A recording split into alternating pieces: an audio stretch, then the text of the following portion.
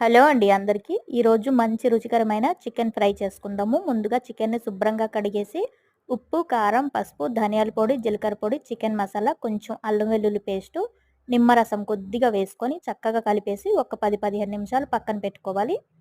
తర్వాత ఒక కళాయిలో కొద్దిగా నూనె వేసుకోవాలి. కొంచెం నూనె ఎక్కువనే పడుతుంది ఫ్రై కాబట్టి.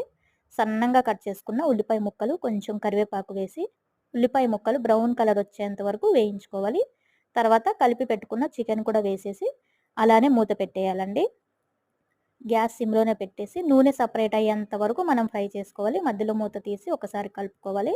చూడండి, ఇలా నూనె సెపరేట్ అయిన తర్వాత సన్నంగా కట్ చేసుకున్న 2, 3 టమాటాలైతే మధ్యలో అలా వేసేసి మూత పెట్టేయాలి కలపకుండా. 2, 3 నిమిషాలకి చక్కగా టమాటా ఉడికిపోతుంది. మరొక్కసారి కలిపేసి కొంచెం కొత్తిమీర వేసుకొని 2 నిమిషాలు మూత పెట్టుకుంటే వేడి వేడి చికెన్ ఫ్రై మనకి రెడీ అయిపోతుంది.